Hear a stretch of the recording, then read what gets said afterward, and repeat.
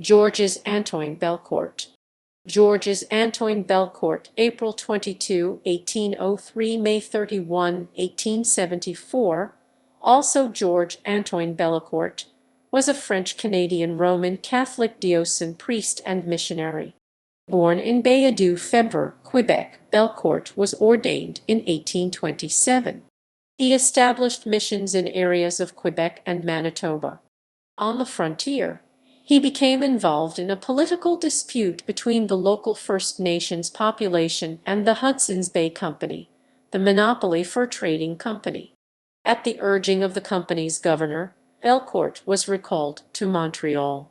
He was next assigned to Pembina, North Dakota. He established two missions in the 1840s to convert the local Ojibwe, also called Chippewa, and Métis to Catholicism. In 1859, Belcourt left Pembina for Quebec, but was quickly redeployed to North Rustico, Prince Edward Island. He established the Farmers' Bank of Rustico, the first community-based bank in Canada.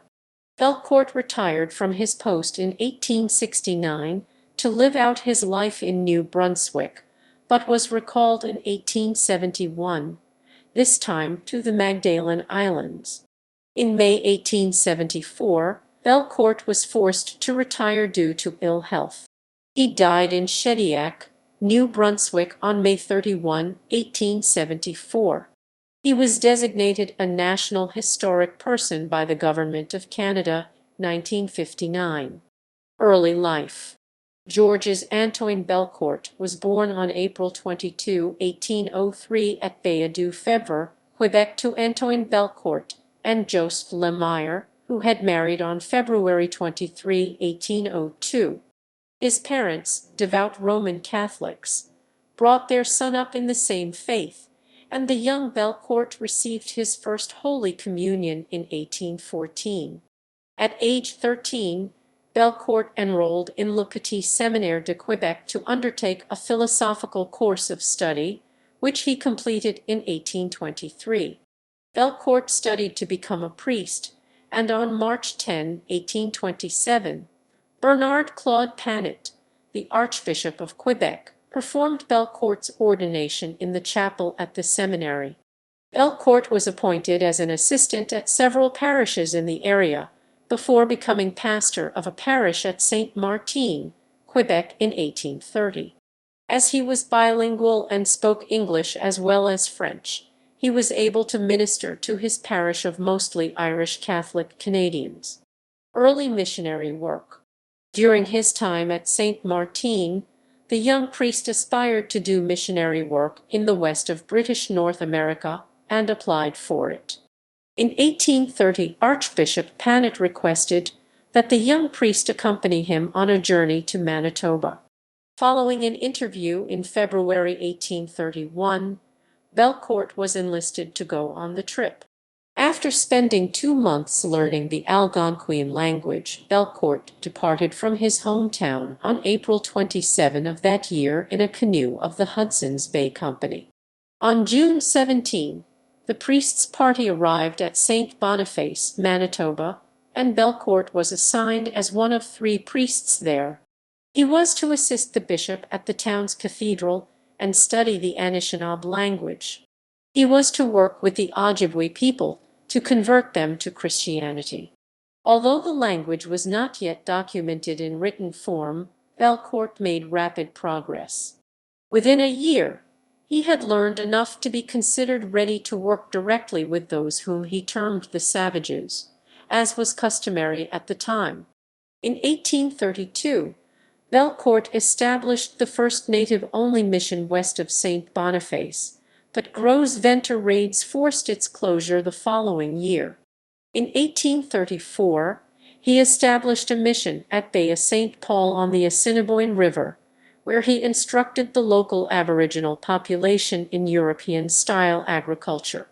The priest had a log chapel built with smaller log cabins on the surrounding land to house the natives. The local bishop opposed his missionary work, as he believed the Aboriginal Canadians would not settle in one spot for long. Belcourt overcame this opposition and in 1834 built a school at his mission, enlisting the assistance of a Chippewa-speaking woman to serve as a teacher. In 1836, the missionary admitted 5 natives to Holy Communion.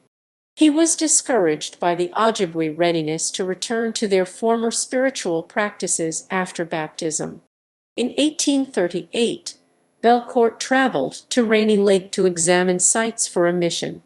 He abandoned the plan after discovering that the First Nations people were unwilling to give up their Hudson's Bay Company supplied liquor, as he required for conversion to Christianity.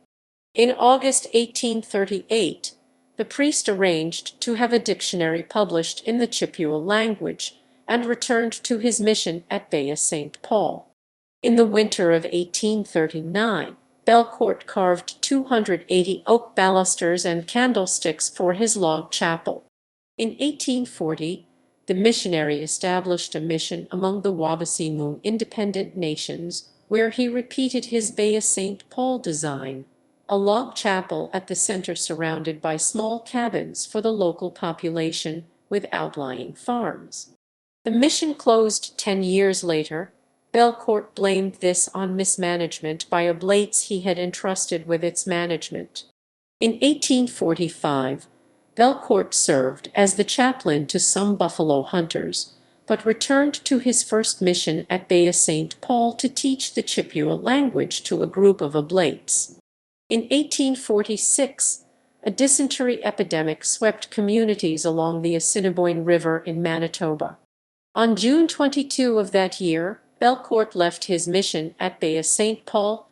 The hunters carried the disease, infecting others, and 25 people died of dysentery by July 5. On the worst days, 8 people had to be buried.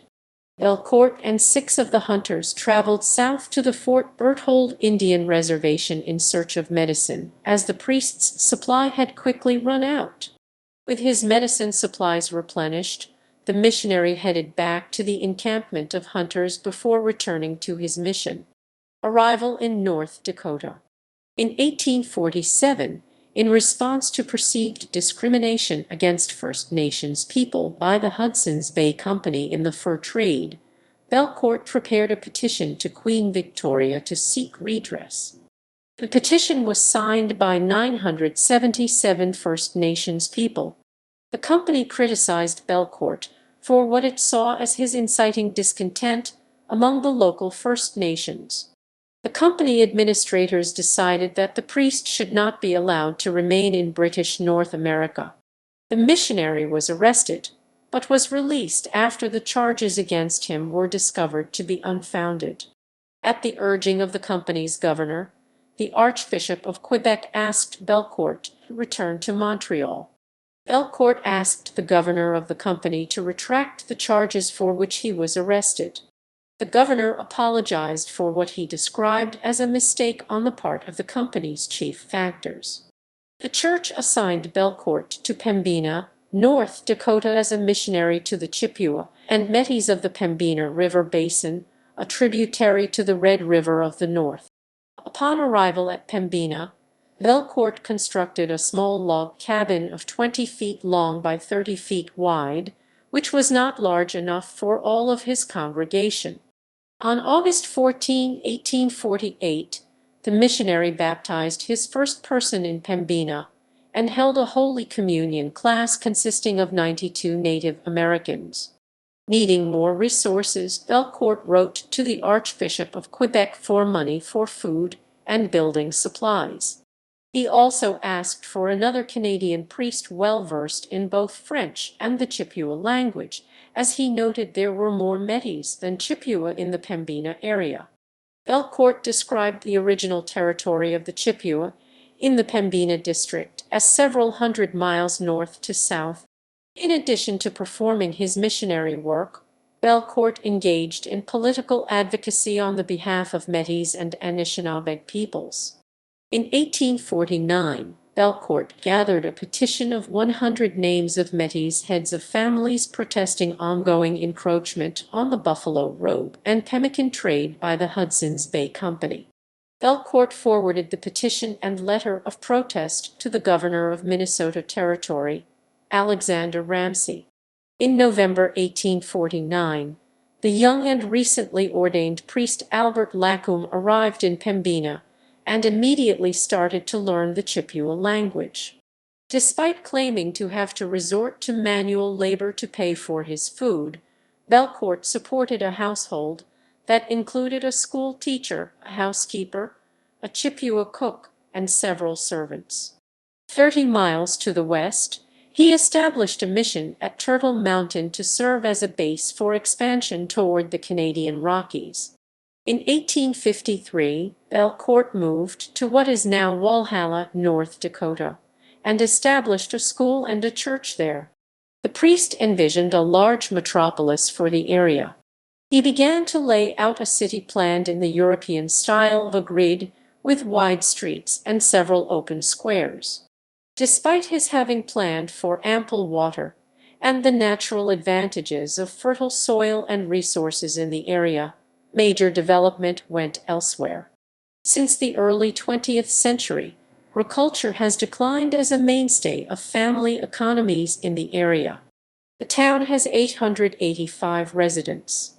A strong advocate of prohibition of alcohol, especially among Native Americans and First Nations peoples, Belcourt petitioned the U.S. Congress to prevent the illicit trafficking of liquor from Canada into the United States. In March 1859, Belcourt left North Dakota to return to Canada. Belcourt returned to Quebec, but was quickly sent out to serve at a parish at Rustico, Prince Edward Island.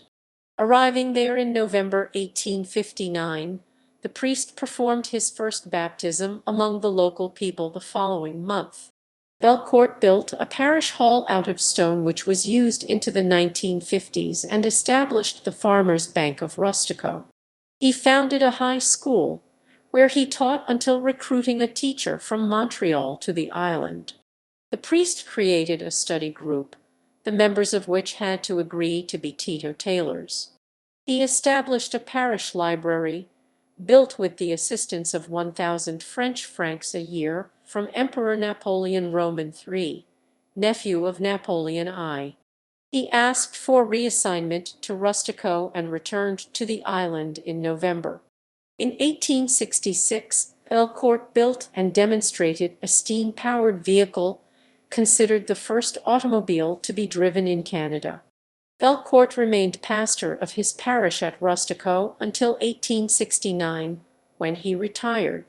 The priest intended to live on a farm at Shediac, New Brunswick, but was called back to the church in August 1871. He was asked to pastor a parish on the Magdalen Islands.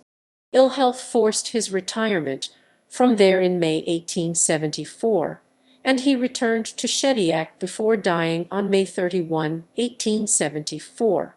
Legacy and honors. The town of Belcourt, North Dakota, was named after the late priest in honor of his efforts in the region. In 1959, Belcourt was designated a National Historic Person by the Government of Canada.